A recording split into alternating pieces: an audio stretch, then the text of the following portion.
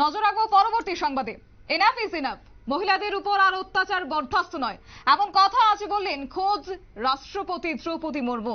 আরজি কর নিয়ে এবার ক্ষোভ প্রকাশ করলেন দেশের রাষ্ট্রপতি দ্রৌপদী মুর্মু। মহিলাদের উপর আর বর্বরোচিত ঘটনা নয় এবং এই বিষয়ের এই ঘটনার বিরুদ্ধে এবার লড়াই করার কথা খোদ রাষ্ট্রপতির গলায়। বিস্তারিত জানবো, আমাদের সঙ্গে রয়েছে প্রতিনিধি সুমন্ত ব্যানার্জি। সুমন্ত, এবার নিজেই রাষ্ট্রপতি এবার নিজের ক্ষোভ প্রকাশ করলেন এই আর্চিকর ঘটনাকে কেন্দ্র করে, কি বলবে?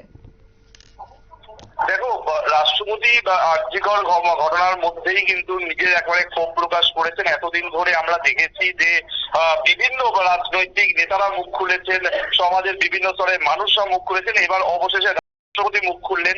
তিনি একেবারে কোট আনকোট বলেছেন যে এনাফ ইজ এনাফ, মহিলাদের ওপর এই যে অত্যাচার তা আর কোন রকম ভাবেই বরদাস্ত নয়। তরুণী চিকিৎসকের উপর যে নির্যাতন হয়েছে, তাকে যেভাবে হত্যা করা হয়েছে, সেই ঘটনাকে ভয়ঙ্কর এবং হতাশাজনক বলে মন্তব্য করেছেন।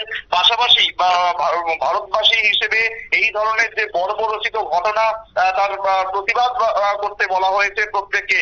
নৃশংস এই ঘটনার এবার ক্ষোভ প্রকাশ করেন তিনি।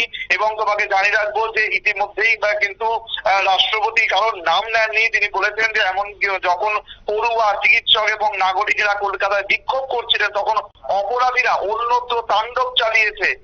মানে যে আরজি করের যে শুধুমাত্র যে তরুণী চিকিৎসক তার উপর যে হয়েছে যা ঘটনা, শুধু সেটাকে নিয়ে নয়, বরং আরজি করে যে পরে যে ভাঙচুর হয়েছিল, অর্থাৎ সেই 14ই অগস্টের রাত, যে রাতে আমরা দেখেছিলাম মেয়েদের রাত দখল কর্মসূচি, যা গোটা বিশ্বকে দাঁড়িয়ে দিয়েছিল।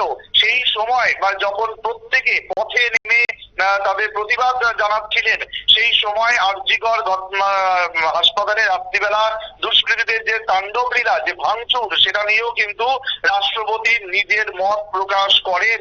এবং তোমাকে জানিয়ে রাখবো যে ইতিমধ্যেই তিনি কিন্তু বলতে চান যে নির্ভয়ার মতো ঘটনা পুনরাবৃত্তি যাতে না হয়, তার জন্যই কিন্তু সেই বিষয়টা নিশ্চিত করতে হবে। এবং হাসপাতালে ধর্ষণ খুনের ঘটনায় পশ্চিমবঙ্গ তো বটেই, গোটা দেশে যেভাবে নারীদের সুরক্ষার দাবিতে বিক্ষোভ প্রতিবাদ হয়েছে, সেই সমস্ত বিষয়গুলো কিন্তু তুলে ধরেছেন তিনি।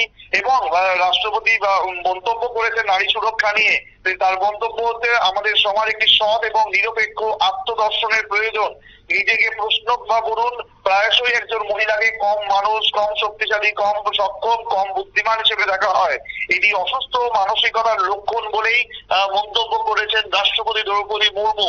অর্থাৎ শুধুমাত্র যে আরজি করকে সামনে রেখে সারা দেশ উত্তাল হয়েছে, কিন্তু পাশাপাশি রাষ্ট্রপতি কিন্তু নিজের ভাষণের মধ্যে দিয়ে, নিজের মন্তব্যের মধ্যে দিয়ে পরিষ্কার করে দিতে চেয়েছেন যে সারা দেশে যে পরিমাণে নারীদের উপর যে অত্যাচার হচ্ছে, যেভাবে নারীদের বিরুদ্ধে নারীদের কম শক্তিশালী করা হচ্ছে, কম বুদ্ধিমান মনে করা হচ্ছে, সেই বিষয়টিকেও যে তিনি কোন রকম ভাবে মানে সব রকম ভাবে গুরুত্ব দিয়ে দেখছেন, সেটা কিন্তু একেবারে বলা যেতেই পারে।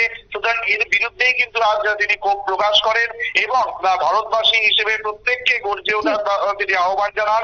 এবং তিনি বলেন যে কাউকে নারীদের যেন কোন রকম ভাবেই কম বুদ্ধিমান বা কম শক্তিশালী মানা না হয়। এটা একটি অসুস্থ মানসিকতার লক্ষণ বলেই মনে করেন রাষ্ট্রপতি দ্রৌপদী মুর্মু। শতাব্দী। ঠিক তাই সুমন্ত, ধন্যবাদ। বিস্তারিত বিষয় তুলে ধরলো আমাদের প্রতিনিধি সুমন্ত ব্যানার্জি। এবং যখন দেশের মাটিতে বা দেশে মেয়েরা এগিয়ে যাচ্ছে, ঠিক সেই সময়টাতে দাঁড়িয়ে আরজি করের এই ঘটনায় কার্যত একেবারেই ক্ষোভ প্রকাশ করলেন রাজ্যের রাষ্ট্রপতি দ্রৌপদী মুর্মু। এবং মহিলাদের উপর আর বর্বরোচিত হামলা নয়, এই কথা নিজেই খোঁজ আর এক্স হ্যান্ডেলে তুলে ধরলেন। সংবাদ আপাতত এই পর্যন্তই। পরবর্তী আপডেটের জন্য চোখ রাখুন শুধুমাত্র নিউজ ভ্যানগার্ডের পর্দায়। নমস্কার।